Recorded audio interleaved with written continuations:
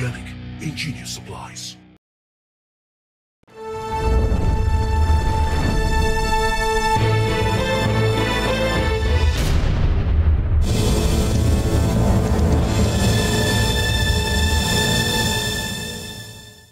What's up, Spikes? Welcome back to another episode of the Goliath Gauntlet.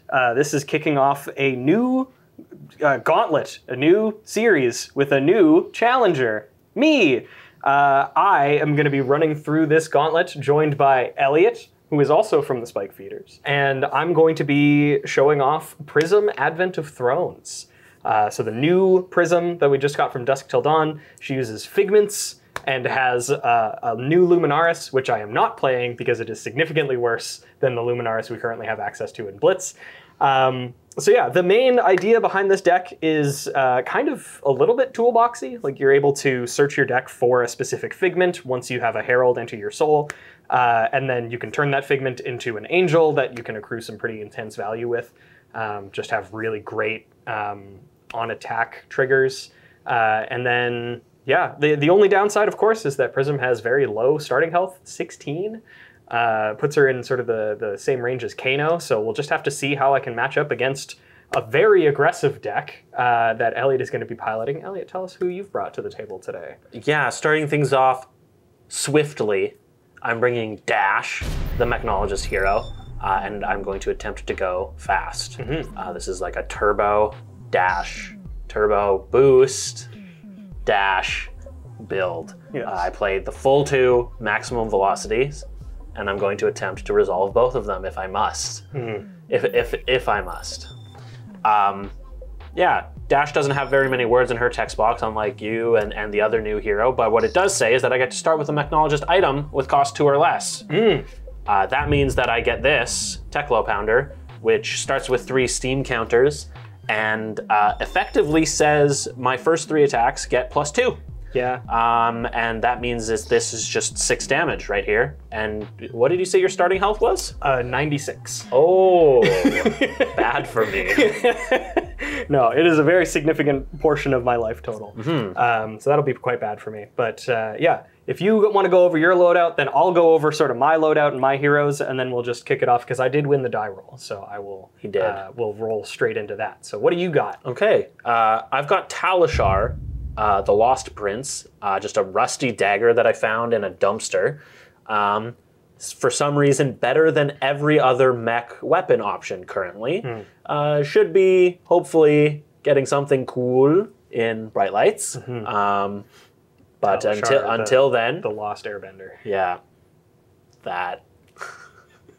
On my head, I've got my goggles, my trusty Mechanologist goggles, Visiortronic Model I. They have Arcane Barrier 2, which I don't think does anything in this matchup, but they allow me to sculpt my hand for the maximum velocity turn if necessary, with the action for breaking them. I've got Teklo Foundry Heart on my chest, and it allows me to banish pay a resource and banish the top 2 cards of my deck. For each Mechanologist card that I banish, I then gain a resource, and the deck is 40 Mechanologist cards. So cheating. I've got Goliath Gauntlet, which is the name of the movie. Makes my maximum velocity 12 instead of 10, because 10 wasn't big enough. Yeah. And then I've got Achilles Accelerator on my toes. They have Arcane Barrier 1, also not relevant in this matchup, but if I have boosted, I can break them to gain an action point, which is maybe relevant to get in with the Rusty Dagger. The Rusty Dagger, absolutely. Yeah. Well, yeah, like I said, I'm playing the new Prism, and she has a little bit of extra text. She's got actually quite a few stuff. Like I mentioned, her first ability is whenever a card with Herald in its name is put into Prism's soul during an action phase, you may search your deck for a figment and put it into the arena, then shuffle.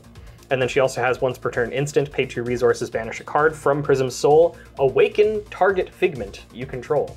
And then in parentheses, flip it. Oh, is that what awakening it does? Yeah, just had to let you know. Flip it.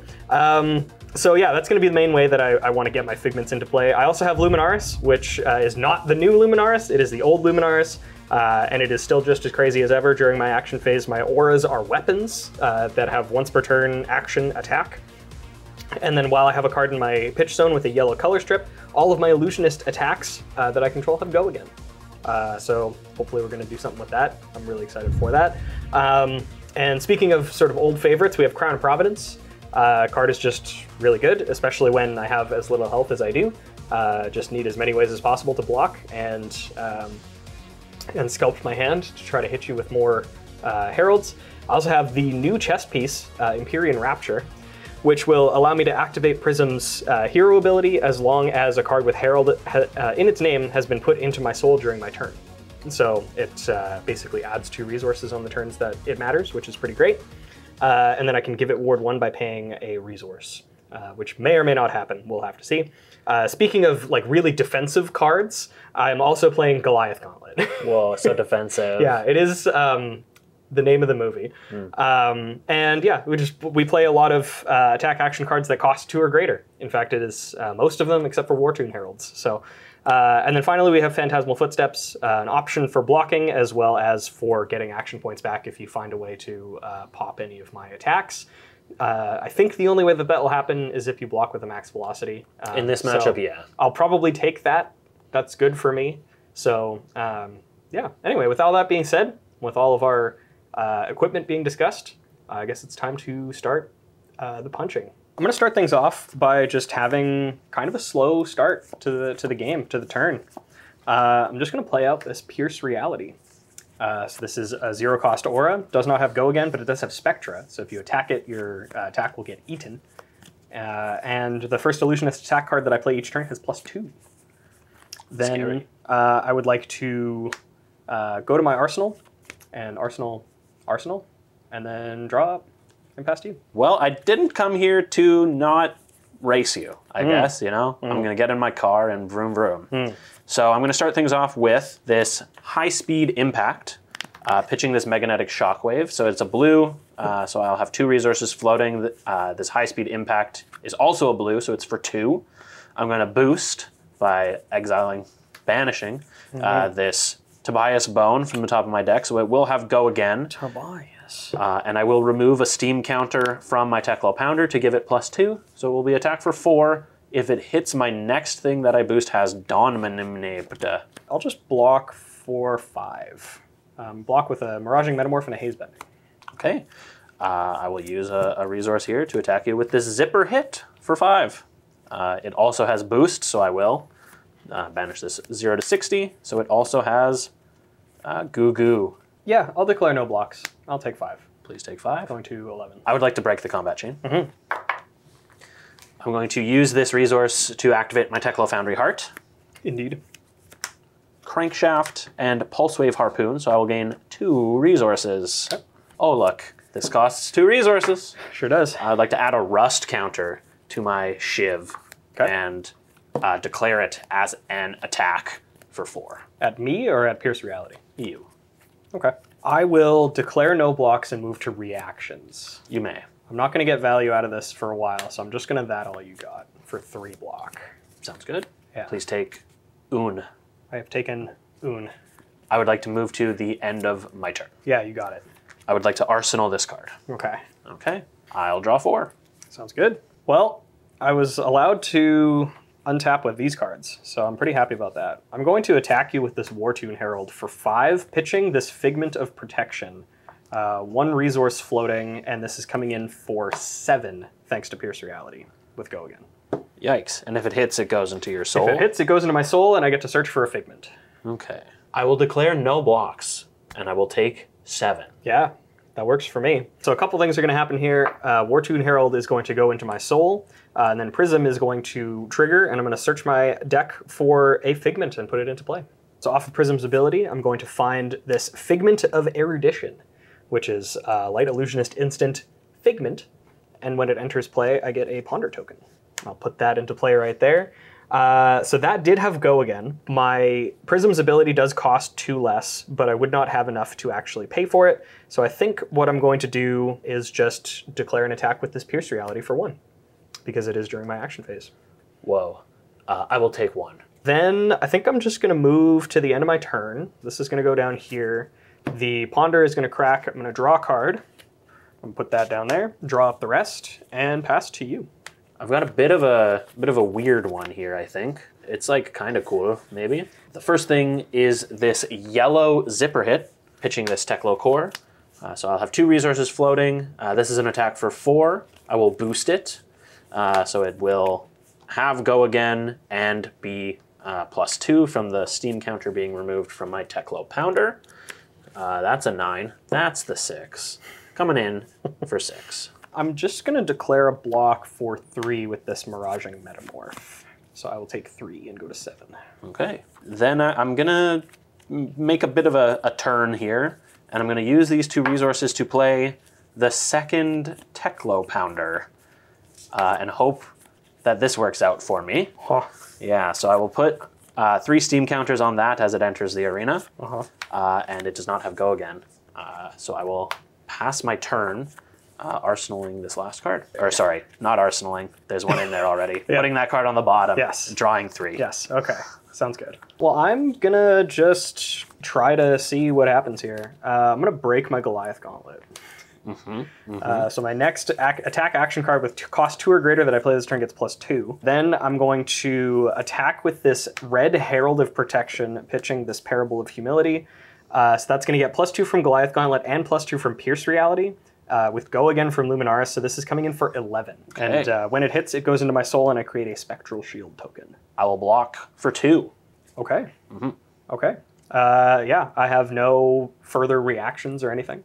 Take 9? Take 9. I will create a Spectral Shield and then search off of Prism.